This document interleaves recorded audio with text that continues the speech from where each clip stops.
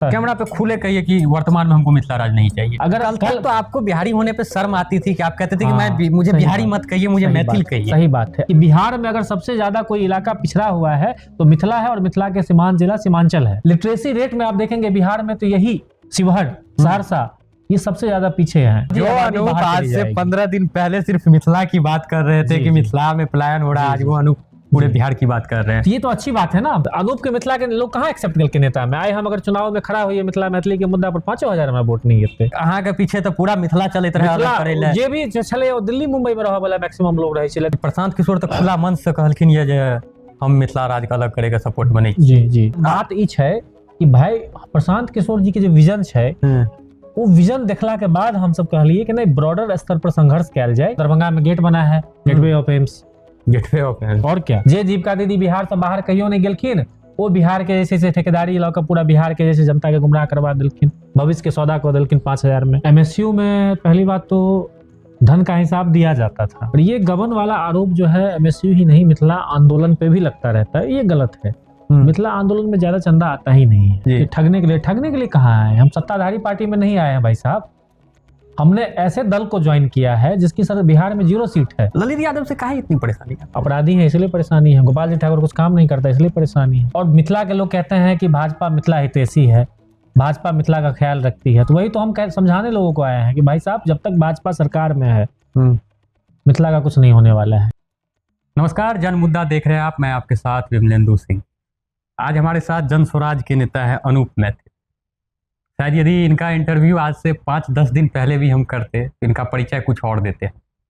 उस समय ये मिथिला राज अलग करने की मांग कर रहे थे, उस हिसाब से इनका परिचय होता, लेकिन आज हम इनका परिचय दे रहे हैं जन स्वराज के नेता के तौर पे। अनूप जी स्वागत है आपका। जी धन्यवाद। परिचय सही दिए कि थोड़ा अलग होना चाहिए? नहीं, सही बात है। जन स्वराज से हम जुड़े हैं, और क्योंकि जन स्वराज आपने देखा होगा कि बिहार चुनाव में जन स्वराज को 0 सीट आया है जी, सीटें नहीं आई है। तो जन स्वराज से जुड़े हैं तो इसलिए जुड़े हैं क्योंकि हमें संघर्ष करना है, और 5 साल तक संघर्ष करना है। संघर्ष तो पहले भी कर रहे थे आप? हाँ कर रहे थे, पहले भी कर रहे थे, लेकिन अब संघर्ष क्या है कि प्रशांत जी ने जो संघर्ष किया है, और प्रशांत जी ने एक नींव रख दी है बिहार को बदलने की, तो उसको आगे बढ़ाना है। तो अभी आप मिथिला स्टूडेंट यूनियन से परिचय करें या जन स्वराज वाला ठीक था मेरा एकदम कि दोनों है। एमएसयू क्या है, एक नॉन पॉलिटिकल संगठन है, ठीक। एमएसयू नॉन पॉलिटिकल संगठन है, और एमएसयू का मैं फाउंडर प्रेसिडेंट रहा हूँ, हमने ही फाउंड किया है, तो वो भी परिचय अपनी जगह ठीक है। और जन स्वराज में वर्तमान में मैं हूँ, वो भी परिचय ठीक है। अरे एक आदमी भाई भी हो सकता है, पिता भी हो सकता है, चाचा भी हो सकता है, एक व्यक्ति तो एक ही रहता है ना, उसके कई परिचय होते हैं। तो मैं व्यक्ति एक हूँ, हमारे भी कई परिचय हैं। तो एमएसयू मर्ज होगा या एमएसयू जैसे चल रहा था वैसे चलेगा? एमएसयू नॉन पॉलिटिकल संगठन है जो मिथिला के मुद्दों पर बातें करती है, लोगों को अवेयर करती है, उसका कोई पॉलिटिकल उद्देश्य नहीं है। तो जितने भी युवा हैं वो चलाएंगे उसे संगठन को, चलता है। एक सवाल सिर्फ मेरे तरफ से, इसको सवाल नहीं कह रहे हैं कि अनूप जी रहने वाले कहाँ के हुए? जी मेरा घर दरभंगा में हुआ, दरभंगा में कटका गांव है जी, वो मेरा गांव है, प्रखंड है सिंहवाड़ा। और हमारे गांव के पास 2 प्रसिद्ध जगह हैं, एक तो भरवारा गांव है, गोनू झा का गांव है। गोनू झा का जो भी मिथिला के बिहार के लोग मैथिलियों में कुछ बज सके छी, अपना के कनी मनी हम बजे छी मैथिली। तो गोनू झा के नाम सब गोटा जानते हैं जी। तो गोनू झा के गांव के बगल में हमारे गांव कटका है, और वहाँ के गौतम कुंड है, गौतम ऋषि के नाम सुनने हेबे, तो हमारे गांव से 8 किलोमीटर दूर है। वार्ड नंबर भी बता देबे तो ठीक रहते, क्योंकि दर्शक के की है न कतेक बेर कि उ चाहे छे कि हमर नेता कतक रहे वाला छी, एग्जैक्ट लोकेशन दर्शक जाने। जी कटका पंचायत में कटका गांव भेले हमर सबके। और फैक्ट बताओ तो वार्ड नंबर आए तक हम सब वार्ड के राजनीति के लिए ही नहीं, तो हमरा वार्ड नंबर नहीं याद है। नहीं बुझल। चलू हम आबै छी आप सीधे जनता के जे क्वेश्चन या कि हम अहाँ के इंटरव्यू करे से पहले 3-4 दिन पहले लिखलिए रहे कि यदि अनूप मैथिल से कोनो सवाल हुए अपने सब लिखू जी, तो सीधे हम सवाल पे आबै छी। आदित्य झा या एगो लिखला कि मैथिल समुदाय में एक धारणा प्रचलित है, एमएसयू को जो दान मिला था उसका धन का हिसाब नहीं दिया गया। यह आरोप लगाया जा रहा है कि निधियों का गबन किया गया है, अब जन स्वराज में शामिल होकर मैथिलों को धोखा दिए। नहीं देखिए, एमएसयू में पहली बात तो धन का हिसाब दिया जाता था, एक समय तक 5-6 और दिया भी गया है। तो और हम जहां तक हमारा बात है ना, हम फर्स्ट इसके प्रेसिडेंट रहे हैं, उसके बाद किसी भी पद पे नहीं रहे हैं। और ये काम होता है कोषाध्यक्ष का। और आज तक हम लोगों ने जो भी एमएसयू में फंड लाया है, डोनेशन लाया है, वो एमएसयू के अकाउंट में लाया हुआ है। तो अकाउंट में जो भी पैसा है उसका हिसाब जो है अधिकारियों को मिलता था।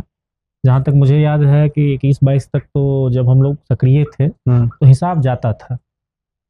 अब सभी लोगों को नहीं जाता था, वो अलग बात है, लेकिन जो राष्ट्रीय कार्यकारिणी है या भी जो मेन कोर कमेटी के सदस्य थे उनको हिसाब जाता था। और ये गबन वाला आरोप जो है एमएसयू ही नहीं, मिथिला आंदोलन पे भी लगता रहता है, ये गलत है।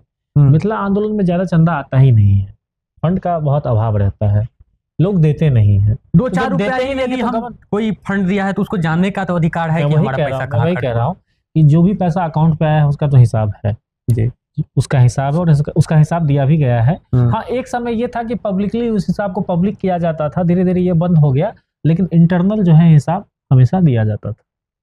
अगला सवाल उन्हीं का, आदित्य झा का ही। और इनका एक सवाल और था कि ठगने के लिए कहाँ आए? हम सत्ताधारी पार्टी में नहीं आए हैं भाई साहब, हमने ऐसे दल को ज्वाइन किया है जिसकी सर बिहार में 0 सीट है, 3% 4.5% के करीब वोट आया है। तो हमने तो संघर्ष करने के लिए ज्वाइन किया है इस दल को। हमने बिहार को बदलने के लिए ज्वाइन किया है।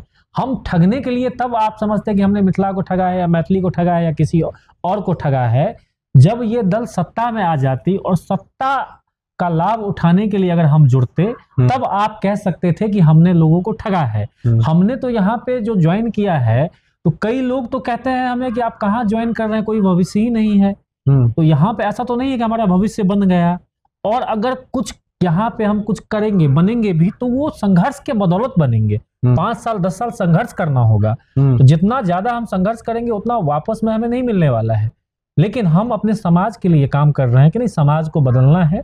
प्रशांत किशोर जी में एक उम्मीद हमें दिखाई दिया है, उनके विजन के साथ हम जुड़े हैं और हमें ऐसा लग रहा है कि बिहार को बदलने का ये अंतिम मौका है। अगर हम लोग बिहार को नहीं बदल पाएंगे तो फिर ये बिहार बदलने वाला नहीं है। बिहार के जो बहुत सारे लोग हैं दिल्ली मुंबई में पलायन कर गए हैं, और हमसे पिछली पीढ़ी जो पलायन की थी वो वहीं के निवासी हो गए हैं। वो अब दोबारा बिहार वापस नहीं आने वाले हैं। अगर इस पलायन को नहीं रोकेंगे तो आने वाले समय में आज से 15 दिन पहले सिर्फ मिथिला की बात कर रहे थे कि मिथिला में पलायन हो रहा है, आज वो अनूप पूरे बिहार की बात कर रहे हैं। ये तो अच्छी बात है ना, पूरे बिहार की बात कर रहे हैं, पूरे देश की बात कर रहे हैं, तो अच्छी बात है। अच्छा ये बताइए, बिहार तो देश में ही है ना, बिहार तो अभी भी देश का ही हिस्सा है। अगर कल तो आपको बिहारी होने पे शर्म आती थी कि आप कहते थे कि मुझे बिहारी मत कहिए, मुझे मैथिल कहिए। सही बात है। अब ये समझिए, मैंने प्रशांत किशोर जी को भी कहा, यही बात कहा कि हमने बिहार का विरोध क्यों करना शुरू किया, हम मिथिला की बात क्यों करते थे, क्योंकि जितनी भी सरकारें आई मिथिला के साथ भेदभाव किया और किसी के पास कोई विजन नहीं था मिथिला के विकास के लिए। हमने प्रशांत किशोर जी से कहा कि अगर आप संघर्ष करने नहीं आते, आपका जो विजन है वो अगर विजन नहीं आता और उसे हम नहीं देखते, तो हम अभी भी मिथिला राज्य की बात करते। चूंकि उनका विजन जो है विकसित बिहार का है और बिहार में मिथिला है, और उनका प्रशांत किशोर जी का कहना था कि बिहार में अगर सबसे ज्यादा कोई इलाका पिछड़ा हुआ है तो मिथिला है, और मिथिला के सीमांत जिला सीमांचल है। यही दोनों सबसे ज्यादा बिहार में पिछड़ा हुआ क्षेत्र है। सबसे ज्यादा पलायन इसी क्षेत्र से है, सबसे ज्यादा बेरोजगारी इसी क्षेत्र में है, सबसे ज्यादा अगर आप देखेंगे लिटरेसी रेट में आप देखेंगे बिहार में, तो यही शिवहर, सहरसा, ये सबसे ज्यादा पीछे हैं लिटरेसी रेट में। की अगर शिवहर का आप देखिए, सहरसा में क्या था कि मंडन ऋषि थे, भारती थे वहां पे। सहरसा के बारे में कहा जाता है कि भाई शंकराचार्य को हमने वहां पे, मंडन जी ने और भारती ने शास्त्र में पराजित किया था। अब उस जिले की स्थिति देखिए महिषी स्थान में, कि वहां लिटरेसी रेट में जो है सबसे अशिक्षित जिला है बिहार का।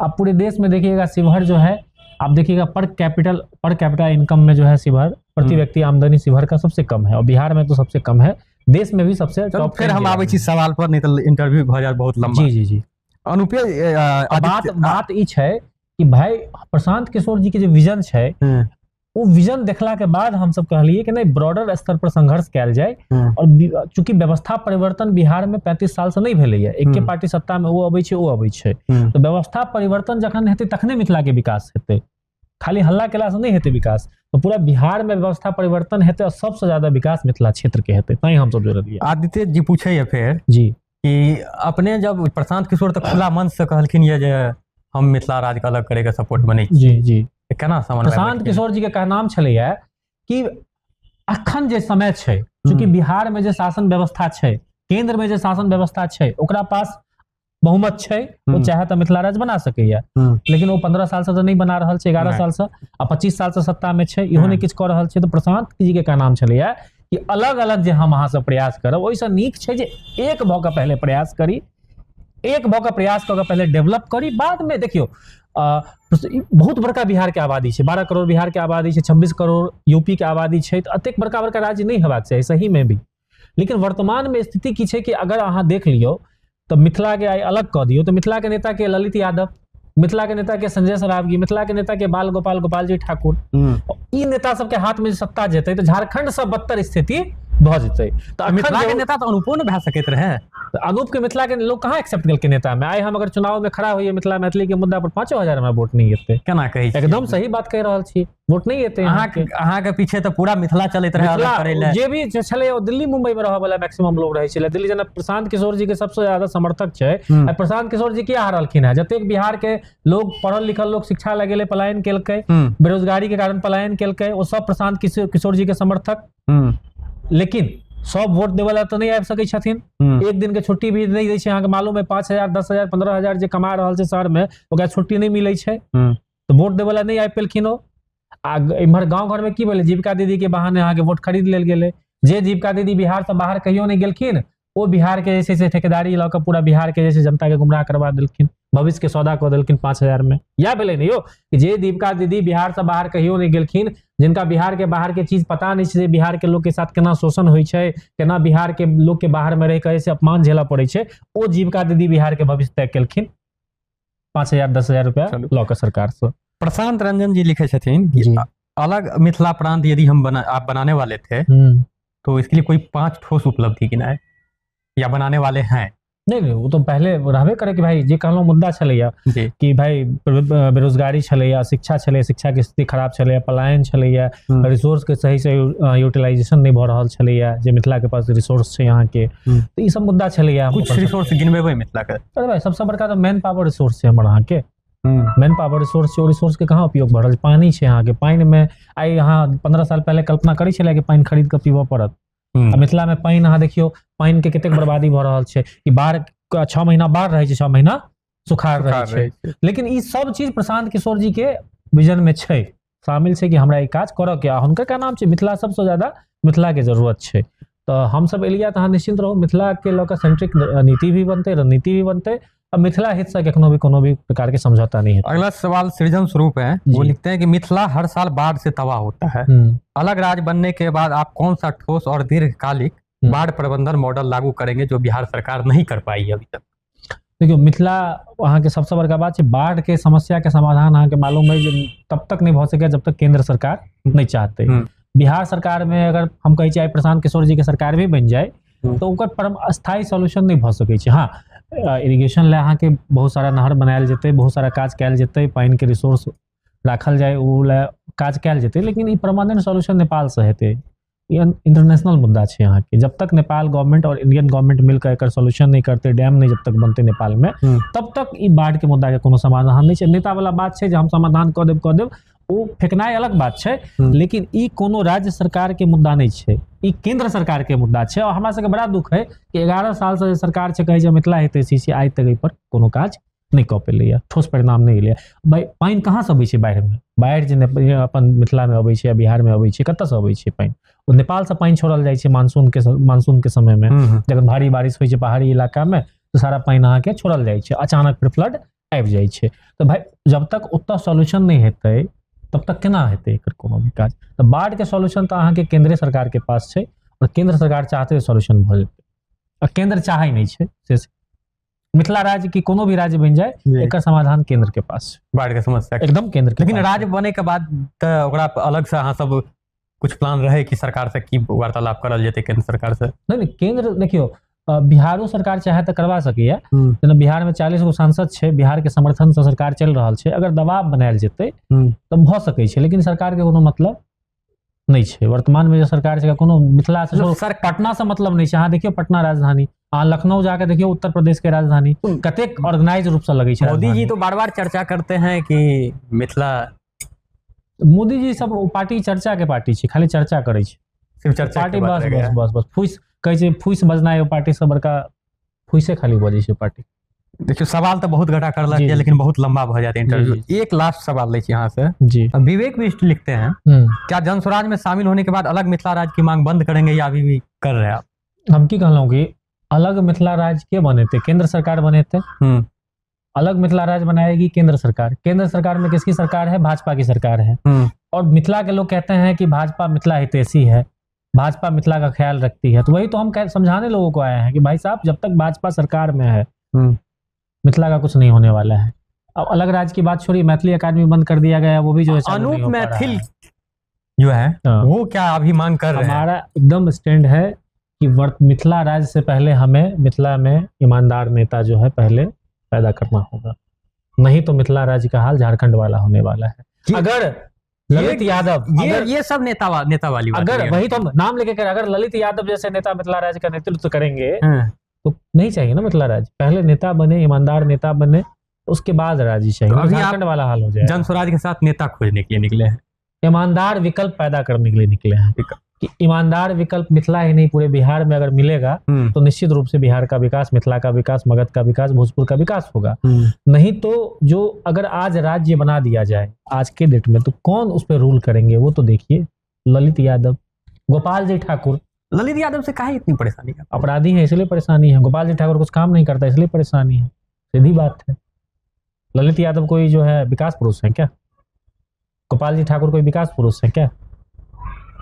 गोपाल जी ठाकुर जो है विकास पुरुष तो नहीं है ना। एक एम्स, दरभंगा एम्स नहीं बनवा पाए, 6 साल उनका भी हो गया कार्यकाल। दरभंगा एम्स को लेकर के भी आप लोग काफी, मैं क्या कह रहा हूँ, दरभंगा में गेट बना है, gateway of AIIMS, gateway of AIIMS, और क्या। 6 साल से वो सांसद हैं और दरभंगा में एक एम्स नहीं बन पाया, तो गप देते हैं कि हम ये कर दिए, हम वो कर दिए, दरभंगा में इतना विकास हो रहा है, नव भारत के विश्वकर्मा ये कर रहे हैं। तो ऐसे ऐसे नेता अगर मिथिला राज्य का नेतृत्व करेंगे तो हमें राज्य नहीं चाहिए। हमारी एकदम स्पष्टता है। कैमरा पे खुले कहिए कि वर्तमान में हमको मिथिला राज्य नहीं चाहिए। हम क्या कह रहे हैं कि हमें नेतृत्व पैदा करना है।